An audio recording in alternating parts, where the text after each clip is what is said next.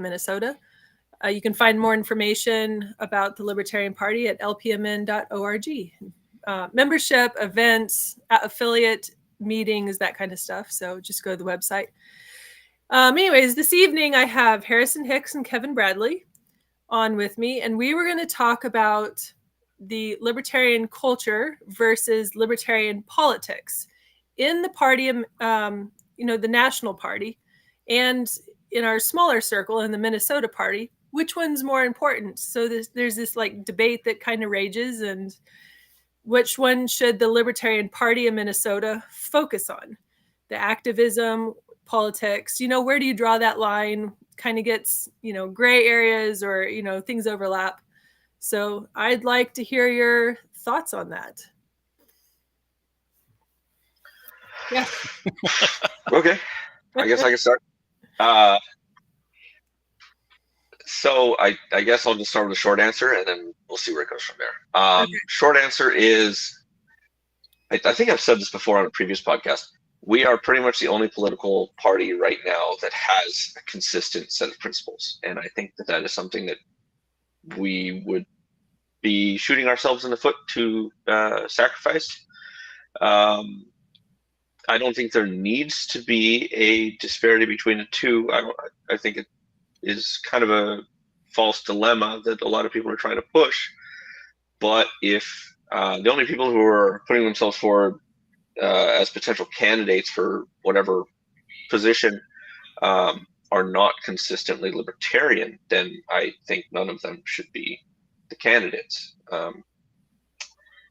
Yeah, that's my take. So what is the libertarian culture? What? How do we define the libertarian culture? So what does that look like exactly? Or, it looks different for everybody, but what does it look like for you? I guess I'm interpreting culture to mean our set of values and principles. And in that sense, it's quite simple. It's right there on the website. If you want to join to become a libertarian, you have to check that little box that says I assert that I don't approve of using initiation of violence to further political or social goals. That's really what it boils down to, and everything else comes after that. So if you compromise on that in any way, it's no longer libertarian. It might be more libertarian-friendly republicanism, or a more liberty-minded Democrat or whatever, but it's not actually libertarian. Right. And I would add, there's been this conversation on the various social media about this topic, and one of the points made is that the stated purpose of the party is to get people elected. Well, that's clearly political. But what people were overlooking is the last half of that sentence, which I posted as part of that conversation, because it says, the purpose of the party shall be to function primarily as a political party to elect people to a political office. But then it continues to say, in order to achieve the values in the statement of principles. Right. So yes, we need to elect people, but we need to make sure that those people stand for those principles, because just electing somebody who happens to be, having run on the LP banner, if they don't stand by the principles, then we have actually violated our own principles and the bylaw. Right. Mm-hmm. And so when I think about culture too, I think about, like the current state of our nation, or like even the state of Minnesota, right? So we have a culture within Minnesota that's going to look different than it might in other states in the country. However, all of this looks much, much different than it did, from people exercising their rights or what they want in life, all of those things, than when the country was initially founded. So our culture has had this massive swing past what was like intended for the individual to exercise, the individual to, like how we live our lives, those kinds of things, to where we're at now. Can we, in our current culture, realistically elect a libertarian? or is the culture going to have to, do we have a responsibility to influence the culture in which that a libertarian could be elected? Well, I'd like to touch on, so the thing that comes to mind is Ron Paul versus Rand Paul. And I've mentioned this elsewhere. I don't remember if I've mentioned it on our podcast. Ron Paul thought that he can't fix the system from inside, so he tried to run as libertarian. Well, Rand Paul, Ron Paul's son, is a Republican, but clearly has strong libertarian leanings. Mhm. And so when you say, can we elect a libertarian? Does that mean electing a libertarian with a capital L? Or does that mean electing somebody who has libertarian principles? Because if Rand Paul were to run and get elected, if he continues on the path that he's on mostly, and I don't agree with everything he does, but he's the most libertarian of the Republicans, for example. So, and I know of a lot of libertarians, members of the Libertarian parties of their states and nationally, who worked on the Rand Paul campaign, because that's, it's like maybe kiddo learned from dad that you can't fix it unless you're inside it. I don't know. I mean, I'm sure those conversations were happening, like he's going to have a completely different perspective of who Ron Paul is versus the rest of us because he was raised by him. Very, very good point. And even if, at the very least, I'm going to have to assume that Rand Paul's politics were shaped by his father to some extent, and of course we can all go the completely opposite direction of the way we were raised. But the fact that Rand Paul does have some pretty serious libertarian leanings tells me that he agrees with a lot of the things that his dad stood for. So is it, I'm sorry, go ahead. No, so I just kind of reiterating. So when you say the importance of electing a libertarian, does that mean electing somebody who runs on Libertarian Party, or does it just mean pushing libertarian principles? I have always been very open that little L libertarian to me is far more important than whatever party you're in.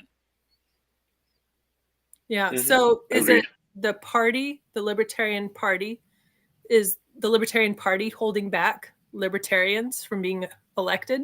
Like, I guess that's one of the questions that, I mean, we don't have how many people that are in elected office right now got there as from the Libertarian Party versus how many libertarian-minded Republicans that are actually sitting in office versus that. So, and I'm just going out on a limb, knowing the Democrat Party, is there such thing as a liberty-minded Democrat?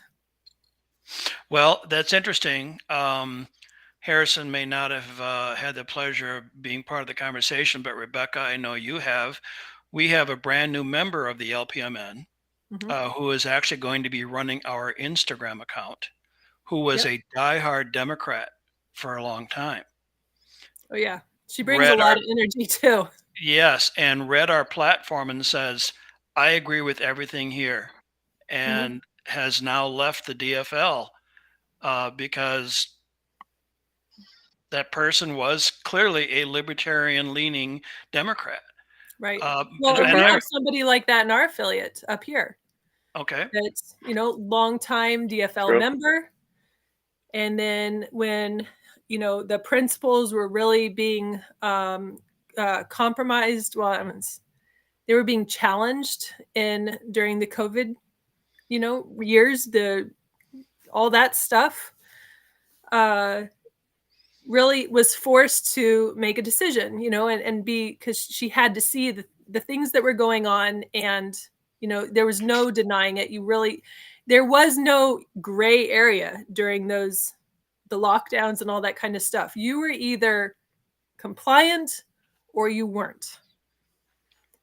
She really is kind of a single issue libertarian, that one. Yeah. Well, there are a lot of people who are in whatever party they want to be for single issue voting, Right, absolutely. Many roads lead to Rome. Yeah. And I guess that's where like coalition building, I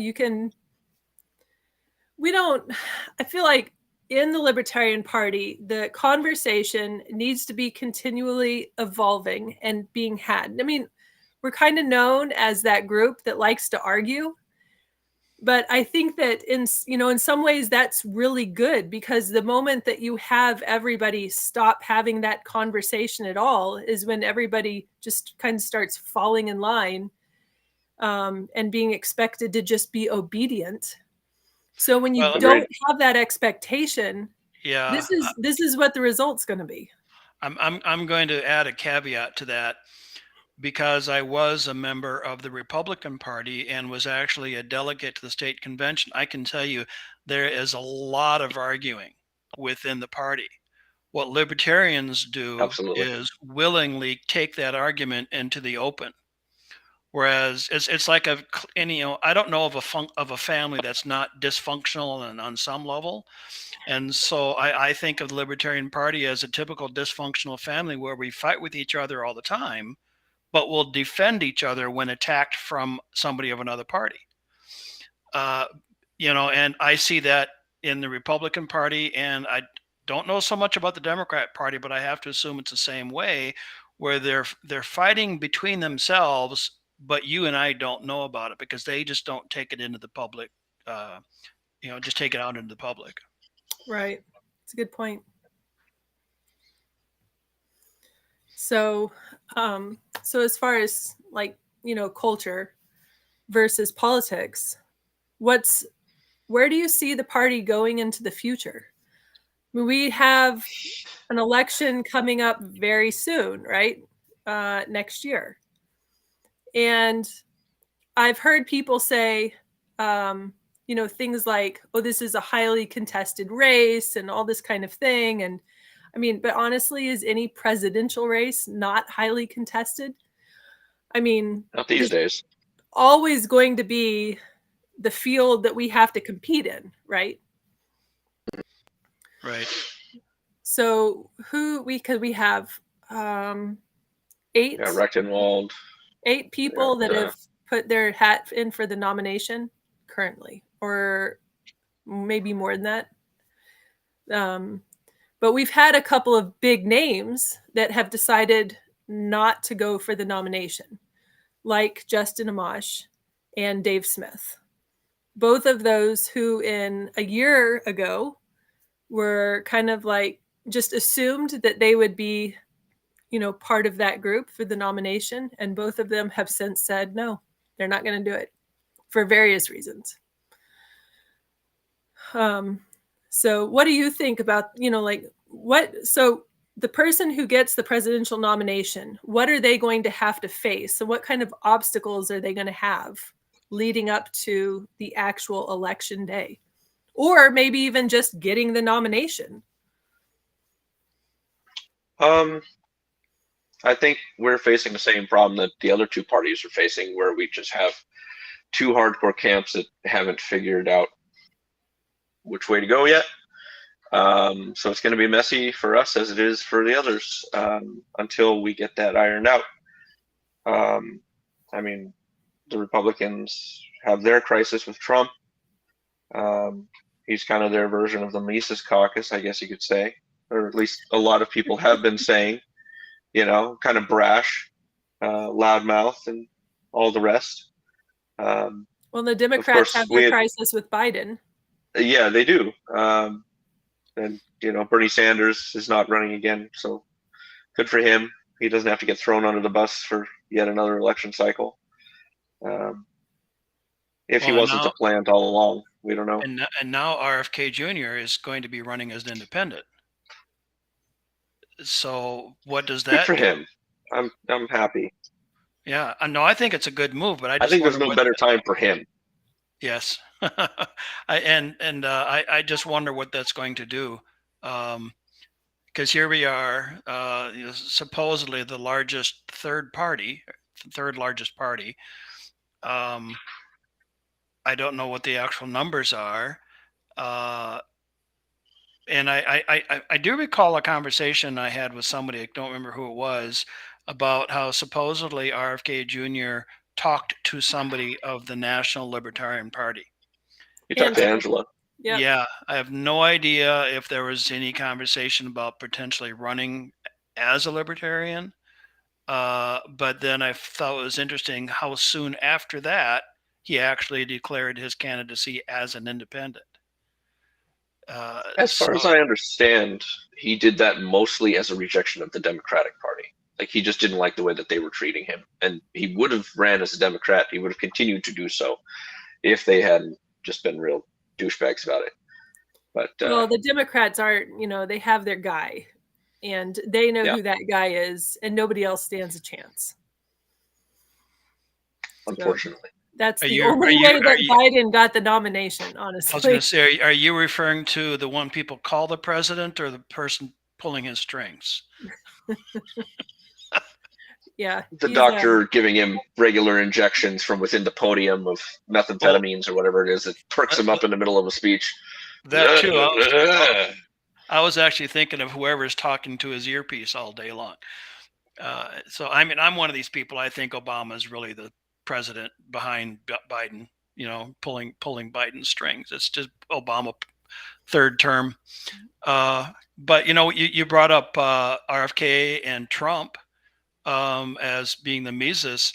I hadn't actually heard of him being referred to that way, but I have heard of him being referred to as kind of the Rand Paul idea of a lot of people who are Republicans who voted for Trump did so because they see him as the most libertarian Republican, and not necessarily on all of his policies as much as being the rabble rouser, being the outsider. Now, I personally, didn't vote for him the first time because Gary Johnson was there. But I remember sitting back and thinking a lot of his policies are actually pretty libertarian compared to everything else I had seen. Well, he's a business guy. Yeah, well, and that's exactly he was a business. But he's New York business guy. Yeah, it's not free market business at all. Like, he's talking business on a national policy scale. Like, right, talking with each president of every country. Let's make a deal, and it's a trade deal. It's not free market. It's, we are going to sell you this much of this commodity or whatever, and you're going to sell us this much of this. Right. And if you don't, we're going to have tariffs. Like, he was a big tariff guy, and I don't know. And if I remember correctly, the steel industry really struggled, and I don't remember the details, but I do remember. He was big on steel and coal.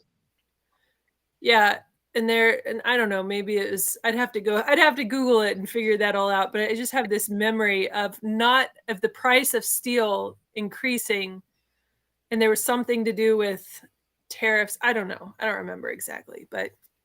Well, I mean, we got a lot of our steel from China, so that was probably why.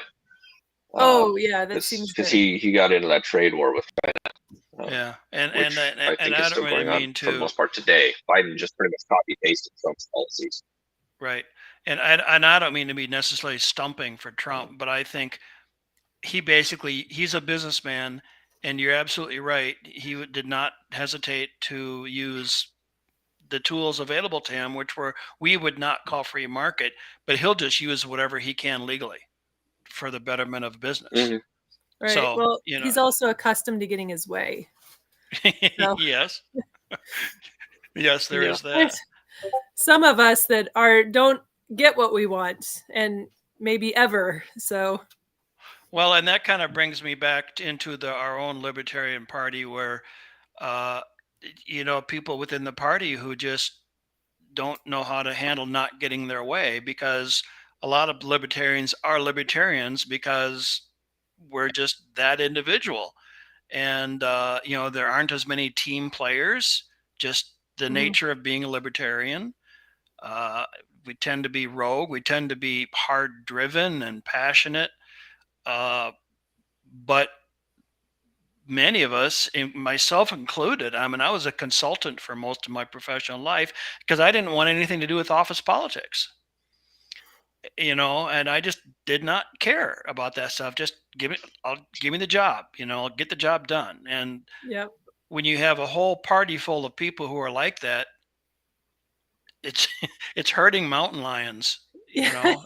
Yeah, Right. Like you can't really be I that like that surprised if analogy. a party, like if a party that prizes individualism can't really agree on a presidential candidate or something. I mean, it can't be that surprising, really. No, it's not. It's if you really stop to think about it and just kind of observe the people around you and get to know them and, make mental notes of their kind of their quirks and things that drive them. It's very easy. Like for me, I just look at them like, I can't believe any of this is working at all. It's, there's like this part of me that's like, hey, we need to. I mean, my background is military, right? So, the military is very much so like, this is when, who, how, with what. Here's the regulation. Here's your supervisor. Here's your chain of command. This is how you do it. If you don't like it, get out. Or if you Mhm. don't like it, you're going to get in trouble until you learn how to comply, right? And I didn't actually do super well in that environment because, I mean, there's a reason why I'm here. But it's, I can look at, that to that extreme and then to this extreme of a whole bunch of individualists trying together to come up with something on a national level. And it's from two completely ends of the spectrum. And yeah, we have a lot of work to do. And it's not always going to, like, what we want individually. We've got to figure out how to not cling to that too tightly if we want the party as a whole to succeed. I mean, I realistically have to reject collectivism, but we still have to figure out how to work together. Right. Yeah. I mean, if we want to get specific in addressing the problems, like we could just talk about like the Mises Caucus and old LP divide, because that's really where it's hitting right now. And I think there's some blame on both sides to be had there. Mm-hmm. I think the old LP members just quitting en masse is a very bad strategy. I think it says a lot, I think, about them. That an internal philosophical debate would trump actually doing the work. That's at least how I interpret it. That's what it looks like to me. I don't know how else to read it. As far as the Mises Caucus, I think they've definitely got an image issue that needs to be resolved. I think old LP is absolutely right about that. We've been portraying ourselves very poorly for no good reason. I mean, really what it was just taking the bait of the old LP, because I mean they kind of came at us with Trumpist accusations or whatever, which were unfounded, but the Mises Caucus didn't really know how to respond to it in a way that didn't consist of just outright trolling, just becoming exactly what we were being accused of, just in the interest of sarcasm, I guess. I don't know.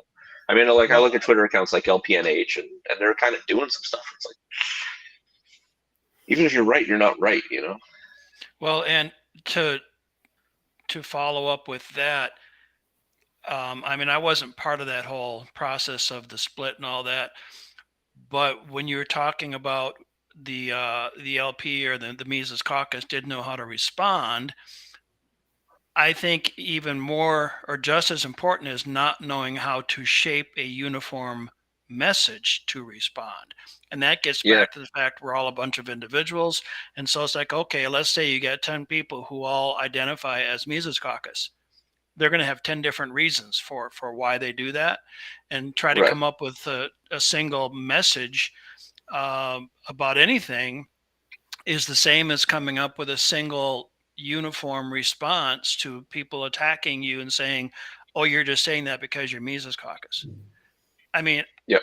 I don't even know what that means to say that someone is Mises Caucus. What does that define? I mean, I think the Mises Institute is great. I like Tom Woods. That's all I know about the Mises Caucus is the name. You know, I don't know how any libertarian can say there's anything wrong with the philosophy of the Mises Institute. But I don't know how, and I'm just assuming that the Mises Caucus just took that as a name. So I don't know what it means to be Mises Caucus. I really don't. I just think it's being libertarian. It depends on who's saying it. Who's, you know, if somebody's telling you, "Oh, you're Mises Caucus," that could be like, "Oh, you're Mises Caucus," or it could be, "Oh, you're Mises Caucus." You know, so it just depends, because the opponents of the Mises Caucus, as far as I can gather anyway, and I've been trying to talk with a lot of them and get to the bottom of this, really. They seem to be saying that it's basically just a front. All the principles, all the values espoused by the Mises Caucus are just a front for garden variety Trumpism. I think it's accurate to a certain degree, because there is so much antagonism against the left that I'm noticing with Mises Caucus.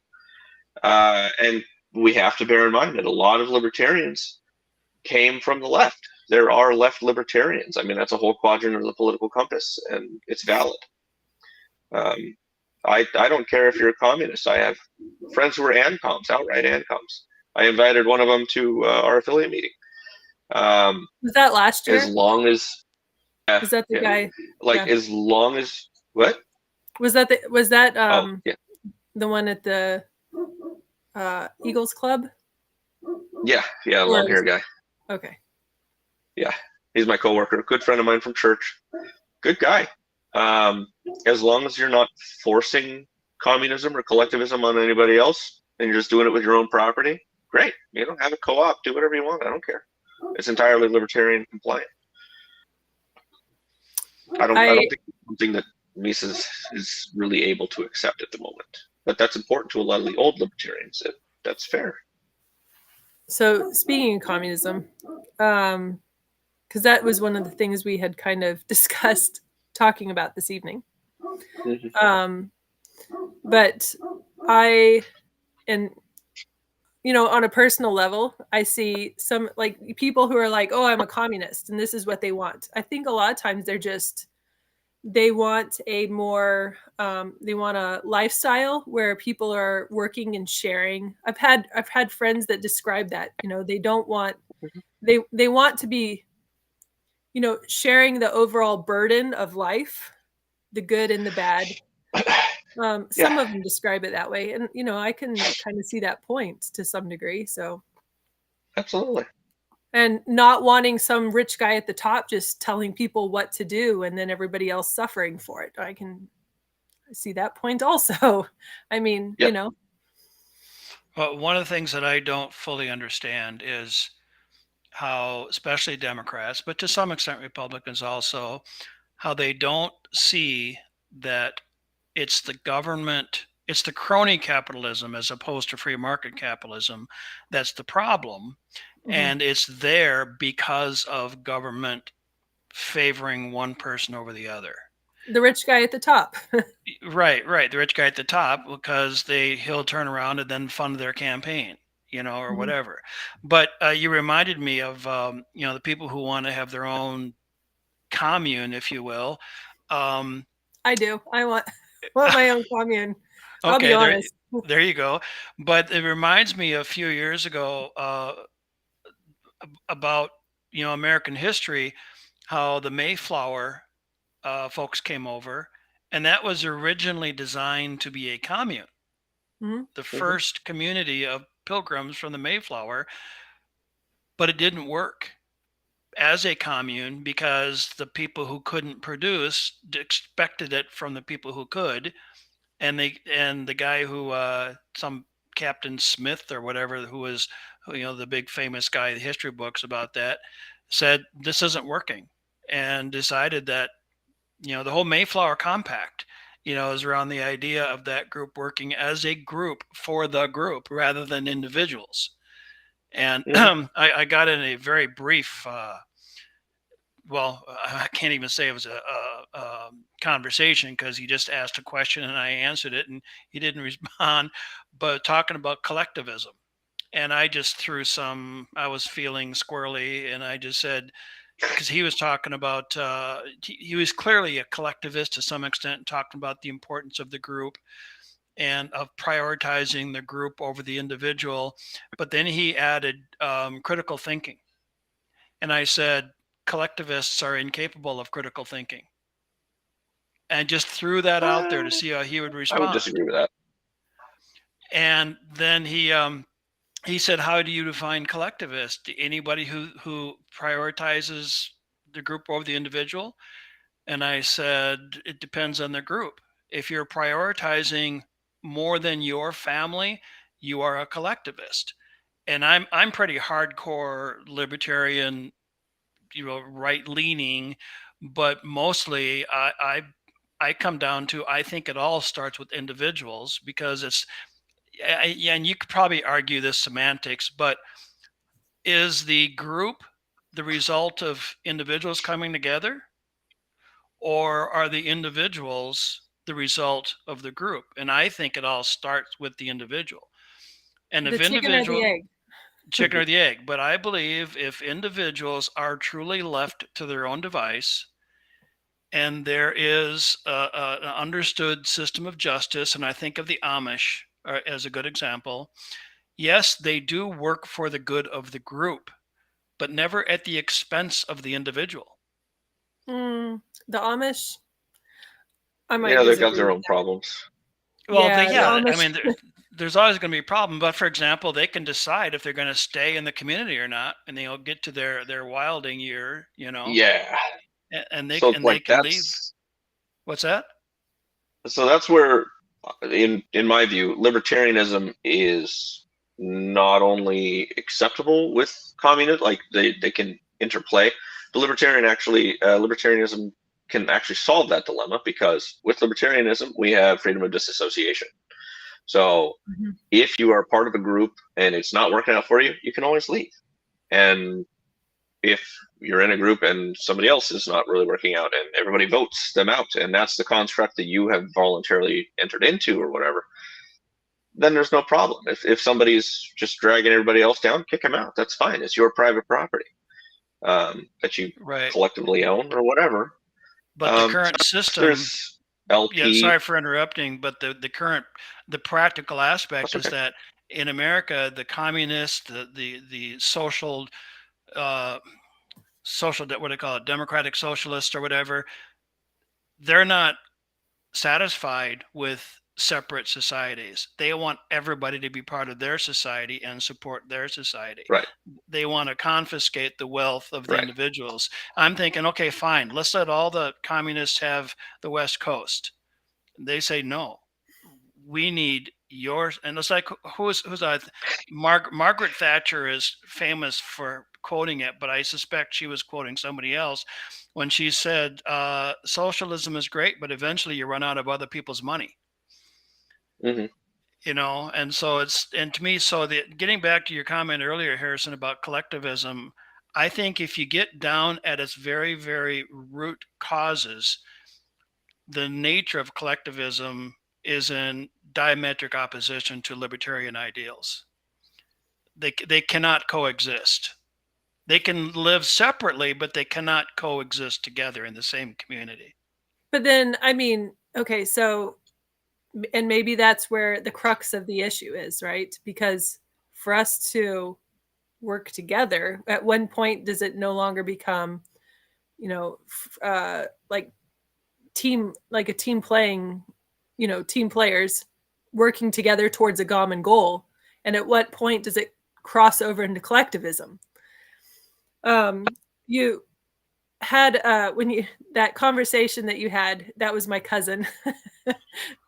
But anyways, when I was reading through the comments, I thought of a quote, and it's a Ronald Reagan quote, but it came to mind, so I'm just going to say it. And it says, "The trouble with liberal friends is not that they're ignorant, it's just that they know so much that isn't so." And that sometimes I think about that, like I think that there is I've met a lot of very intelligent liberals and people who tend to gravitate more towards the left. Like they're just they're, smart individuals. They could do a lot of things, but for some reason they cling to that kind of leftist thinking. And, that's the point that you kind of got to help them get past that leftist thinking that leads them to that the needs of the group are greater than the needs of the individual. Mm-hmm. I mean, to me, it just boils down to the notion that communism is just another business model. And as a libertarian, I can't, in good practice as a libertarian, tell somebody you can't practice how you want to conduct ownership of your property that way. If they want to go outside of that and become coercive about it and try to make other people do it against their will, that's a problem. Yeah, you're no longer libertarian. But I wouldn't characterize that threat as any more significant than that of the Democrats or Republicans, because they see things the same way. They think they have the right to coerce you. So it's just garden variety sadism again. And it's like, yeah, okay, we know how to deal with that. We can defend ourselves against that. I'll defend myself against a Republican trying to tell me what to do with my property just as easily as I will against a band of raging commies. Mm-hmm. It's not a unique threat in any way. We know it well. We faced it before. I would not say that communism cannot be compatible with libertarianism any more than a cooperative, because that's really all it needs to be to qualify as communism. The only thing that makes it a threat or not a threat is, are you going to force me to join? Right. At which point we'll have a problem. But until that point, it's fine. And the only part of that I would disagree with is you have to define the premise, because you start with the idea of your property. You said you can do what you want on your property. Well, they don't believe in private property. So whose property is it? They do believe in personal property, which is not incompatible with private property. Because personal property, at least in their mind, is property that they are in possession of and using. It's usually use and possession norms,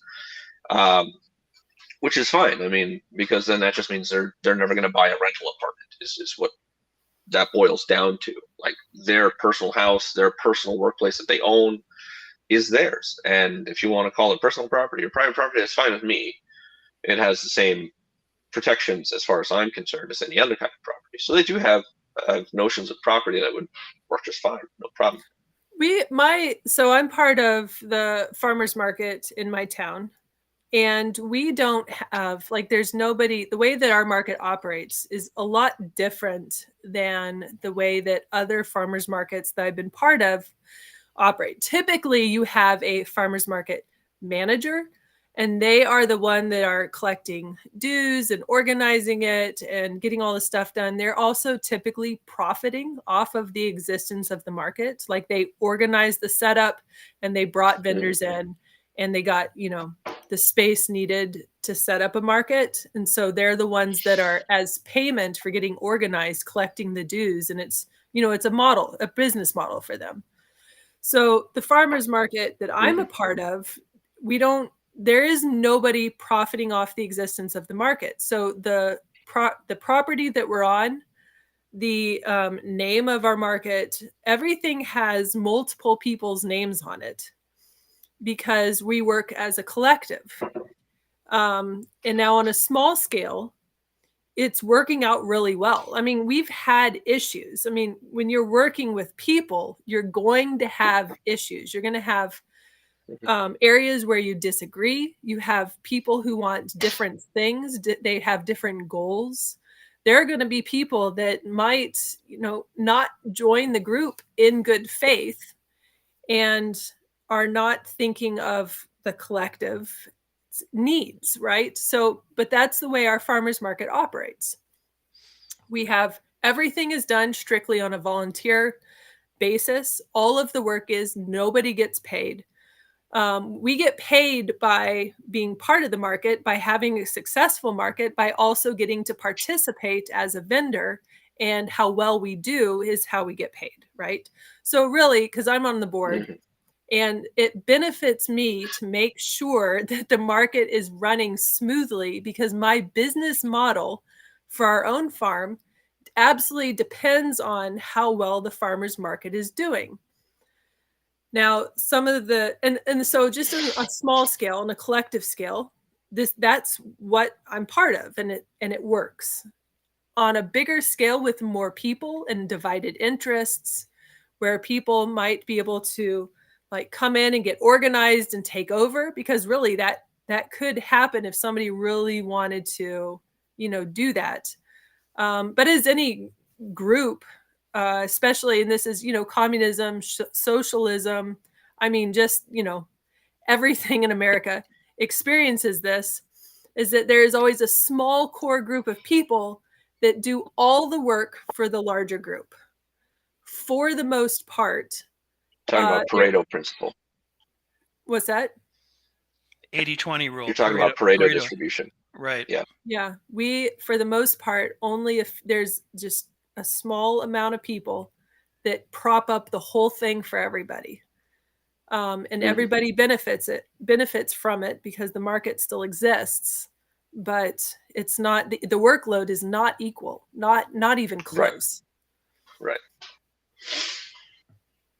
There's so in regards to the notion of communist attempts always failing, there's this thing called Dunbar's number, and some guy named Dunbar, I presume, came up with it. He was like some sociologist or something. The basic idea is that for any given population, depending on the amount of variables you're computing for, there is a certain amount of people, like a certain limit to the size of the group, beyond which the members of the group cannot trust each other. So like if you have a very homogenous population, like they all have the same value set or whatever, Dunbar's number is going to be a little bit bigger for that group because everybody's on the same page. But as you increase diversity of various factors, Dunbar's number shrinks. Because you're just not on the same page so much. Not so much can be assumed of your fellow man, and it's a lower trust society at that point. Some people say that there has never been successful communism. I would say that insofar as communism is defined as a classless, currencyless, stateless society, on a small scale, it probably succeeds all the time. You just don't really hear about it. For example, just northwest of us, there's the town of Debs, which is named after Eugene Debs, famed socialist organizer back in the early 1900s. And this little town consists of like 3 people, and they're all like old hippie friends, as I understand it, and they cooperatively own a general store in Debs, which is like the only building there, pretty much, aside from I think the post office. And they've been having this town and this co-op for decades, and they all know each other, or they work together just fine. That's communism, as far as I can see. I mean, I'm sure they're using currency still, but it's insignificant between them. There's no state between them governing them. There's a state outside, sure, but insofar as their small society is concerned, that's communism. It's probably working fine, so good for them. And I think we may get into semantics, but there's a co-op, and there, the commune. I mean, I don't know what the actual definitions are, but I'm totally okay with the co-op. But usually, I think of going to the neighboring town here has a drugstore that's run as a co-op. Well, there's still a manager, there are employees, and then they get it paid, or maybe they just rotate and they get their, I don't know, they may all be a volunteer now I think about it, but the point is it is a co-op. And that works just fine. And yeah, I would agree that you could define that as a collective of some level, just like a farmer's market. Now this Dunbar thing, I'm going to look that up, because I saw a movie or a TV show or something here not too long ago where one of the lead characters made a reference to, he didn't actually say the word Dunbar, but said something like, studies have proven that when a community gets beyond a certain level, you need to have an organized government structure. Now, in the movie, they said that number is 500. But again, that's just part of a movie. But I'm curious as to, was that 500 people all from the same background, or does it get to a point where, what are those variables? I mean, because I remember growing up in a very small southern Minnesota, fairly homogeneous town, and went to college, and then met a gal there who was from a very different class structure than I was. Brought her home. This is the one I want to live with, kind of thing. And my mother was just saying, I don't know if your values are close enough, and this is from metro Twin Cities to southern Minnesota farming community. Right. So well, then, it's a big difference. yeah. When then you try to get, and then we can talk about the whole immigration issue of people coming to the United States and bringing their cultures with them, and and they're not really willing to let go of those cultures. And I can understand that, because I probably inherited to some extent a lot of the cultural traditions of my ancestors, who were primarily German or Norwegian. But that was just like the rest of my town. So everybody was the same. And so we had relatively similar values within a town of about 10,000 people. We still had differences, but we knew what basic values there were. Right. Well, it used to be a lot harder to move out of your community.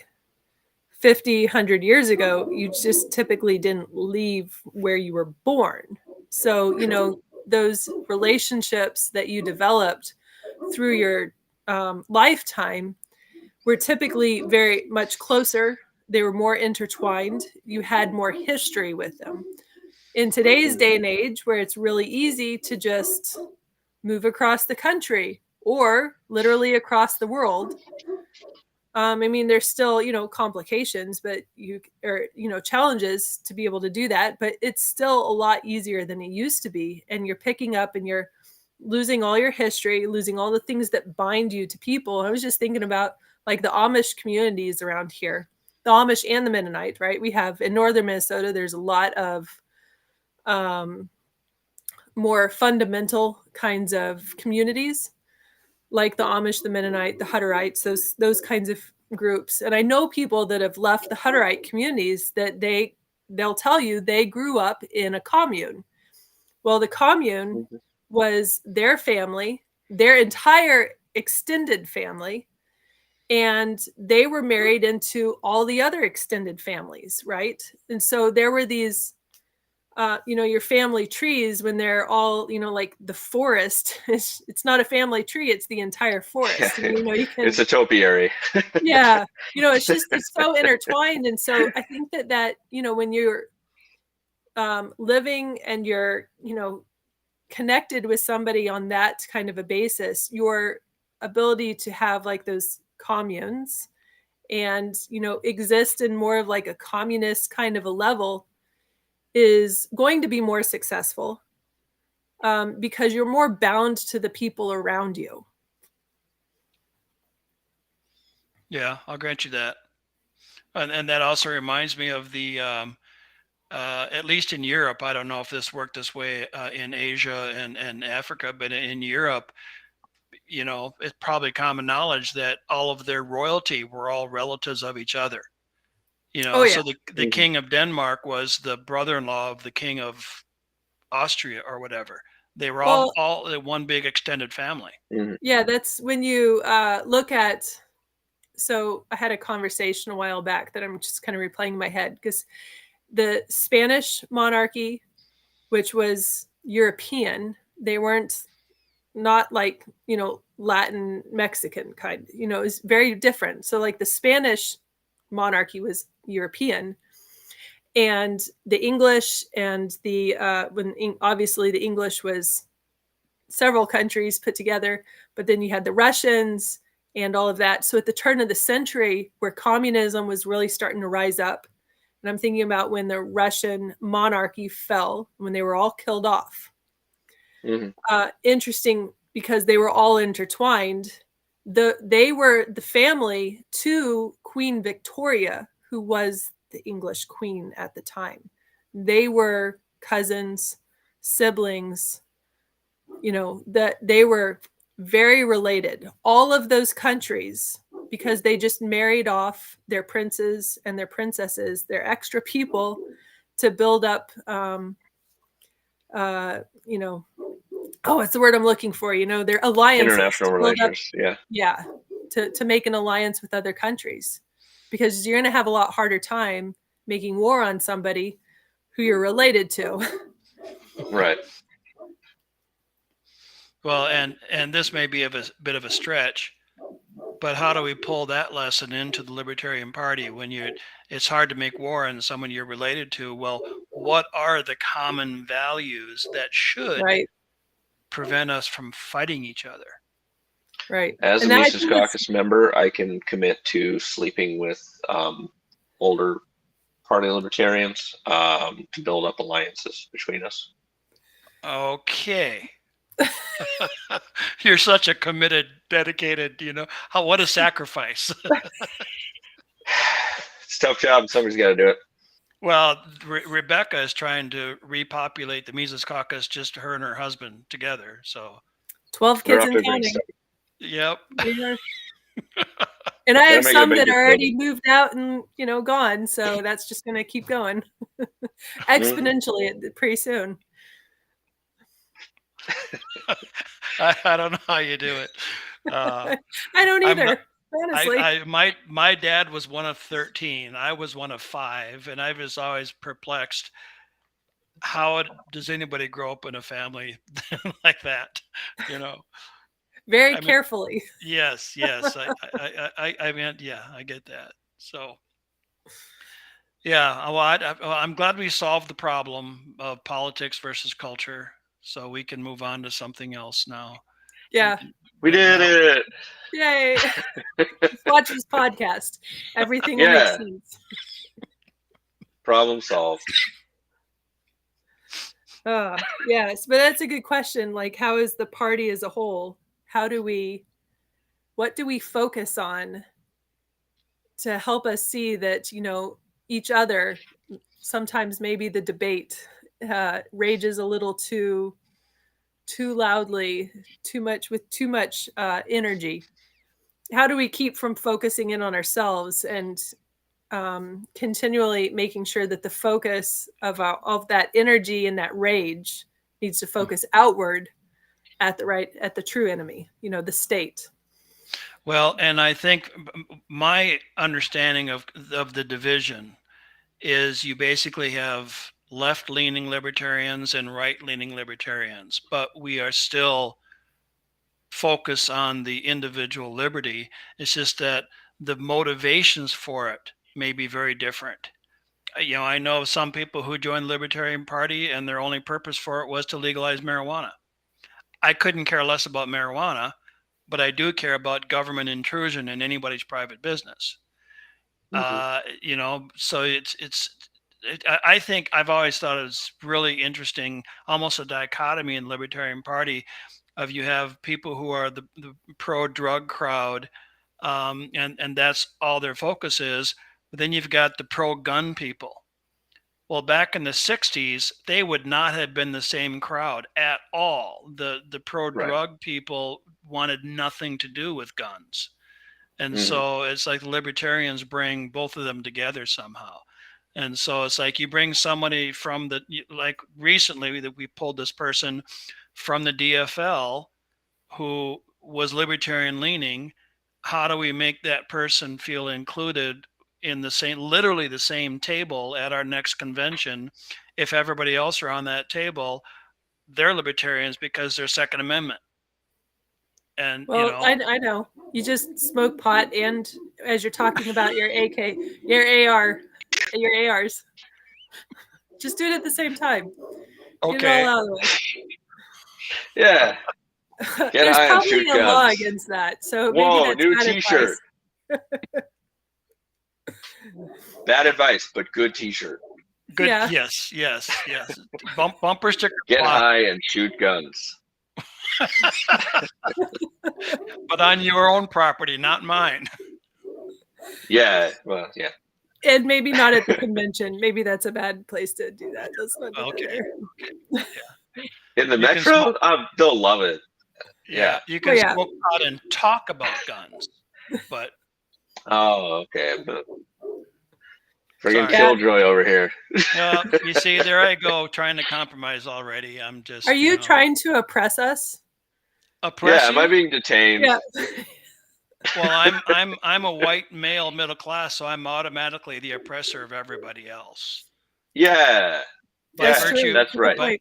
By virtue of my racial identity. See, Well, okay, you I can am on a just tell people lifelong. that you identify that you're actually a woman. You'll be fine. Okay. Oh, there you go. Yeah. That's another thing Mises Caucus needs to calm down about. Trans people. Like, if you want to identify as a woman, that's fine. Just leave them alone. If you don't like it, just leave them alone. Leave them alone. It's okay. It's another thing. Oh, drives me up the wall. And that's a topic for another podcast, I think. Yeah, we're at we're I don't know. almost That's out of all I have to time. say about it. So, yeah, whatever.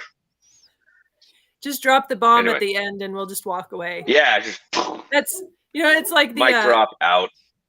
in episodes, you have to have that final moment there. People are like, wait, what happens next? So they'll watch the next episode. Yeah, that's me. I'm the cliffhanger. Yeah. We have to build a cliffhanger into every podcast. There you go. Last time it was the Thanos snap. This time it's trans people. Go me. Hopefully whoever's watching it didn't just quote like only the last 10 seconds and take it completely out of context. Oh, well, you'll see it on social media. Yeah. I'm gonna declare my candidacy, and that'll just be my slogan because I give no Fs. So, Thanos snaps and trans people. Thanos snaps and trans people. Yep. I think you'll get it. I think that's a winning strategy. I mean, who could? At the very least, you get people asking, "What do you mean?" and that starts the conversation. Yeah. Good luck. Yeah, good luck with that. Tell me how it works out. I don't think I could do much worse than what we've been doing. So whatever. Well, if you need a campaign manager, you're going to have to find somebody else. I am booked for the next 6 years of my life. So I think I'm going to be my own campaign manager.